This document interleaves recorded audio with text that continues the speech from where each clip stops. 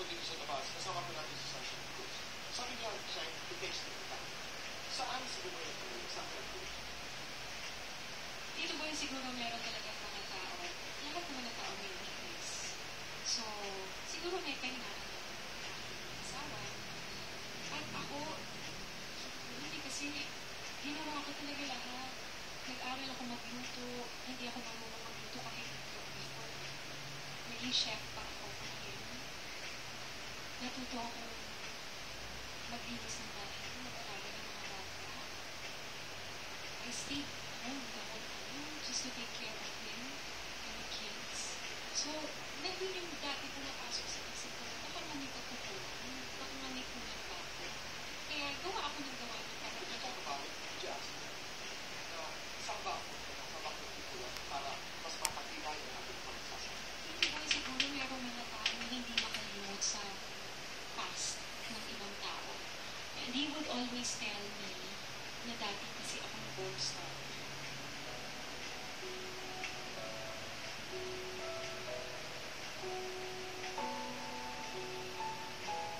At pag sinasabi, Masakit. Kasi kahit naman naging ganun ako, pero my first boyfriend ko. So, parang 13 years na. 13 years na. Pag nag-aaway, ako yung may ginagawa. Huwag mo ibalik ng past. Pilit mo yun. So, yun yung masakit sa akin na lahat kong binabalik ko pa. So may mga panahon na pinagsisisihan mo at naging gold star.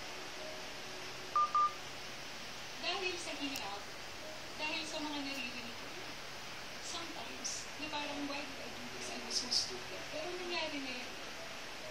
Hindi na naman pwedeng mag-mourn ako forever because of what I did before. Did you have a boyfriend?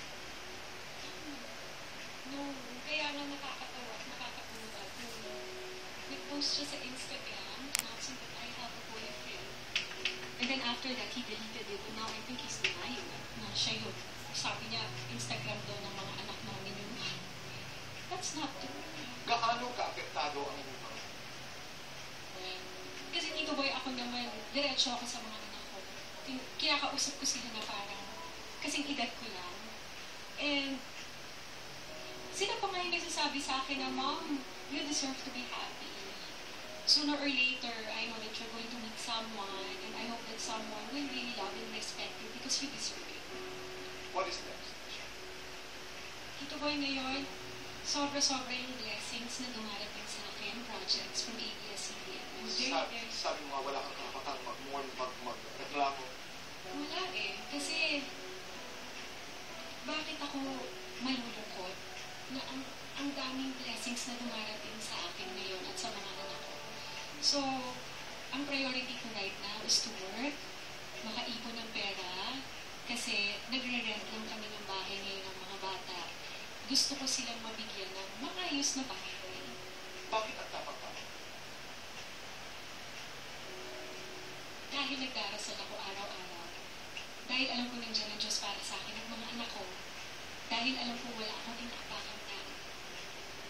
Sa buhay mo ngayon, sa trabaho mo ngayon, sa pinagdadaanan mo ngayon, ano yung leksyon na patuloy mong natututunan? Tito Boy, ako, hindi ko pagsisisihan na nagmahal ako ng sobra-sobra. That I gave up everything for the man I love. So, wala, kung ano man yung dumating sa akin, nagpapasalamat pa rin ako. Because it made me a better person, a stronger person. At ang hindi ko talaga pagsisisihan sa pagsasama namin ng asawa ko, nagkaroon ako ng tatlong magaganda at mababait na mga anak. Hanggang ngayon ba, patuloy pa rin ang nagtatanong? No, not anymore. Klaro na sa kanila. Klaro na sa kanila. Dahil sinabi ko naman sa kanila, alam niyo na ginawa ko ang lahat para magsama talaga kami ng dad niyo forever. Pero talagang may mga bagay na hindi talaga pwedeng ipilit. And kasi Tito Boy, hindi rason yung may lang kayo ng anak. At kailangan magsama pa rin kayo. No, that will be unfair for me and for my husband and for my children. Napag-uusapan na ang formal na paghiwalay in the legal conduct. May mga plano na ako. Hindi pa natin pwede. Thank you so much. Thank you so much po sa inyo lahat. And again, Tito Boy, bago po sana ako magpaalam, may mga pasasalamatan ako na sumusuporta po sa akin ngayon. Yung mga endorsements ko po, Cathy Valencia, Cedric's, Ada Heart Dental Services, Ever Bilena, and Blooming G, Vouch Company. Maraming salamat.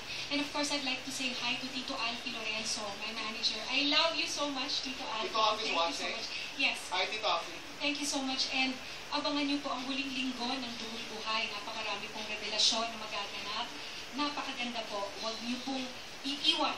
Araw-araw niyo po from Monday to Friday. Samahan niyo po kami sa Duhul Buhay. This is of course directed by Direct Toto Natividad and Direct Mikey Del Rosario. Of course, starring PJ Falcon, Arjo Akaide, Christian Vasquez, Yam Concepcion, and a lot more. Sa September 27 po magtatapos ang Duhong Buhay. At sa September 30 naman po, ang papalit po ay ang Galema, anak ni Tatlong Zuma. araw lang, may galema na. Opo, kasama rin po ako doon. Sa September 30 na po, Monday to Friday, sa Kapamilya Gold. Of course, this is starring Andy Eigenman and directed by ang aking mahal na si Direk Wendy Ramos. Maraming salamat. Thank you so much, Tito Boy. Thank you. Maraming salamat. Bugoy, if you're watching, Cesar Matalo, if you're watching, bukas na ba? Para sa side note, for your side of the story. But thank you for your trust. Thank you so much, Maraming Tito Boy. Mga kaibigan, huwag po kayo mahalis. Lalabari mo po.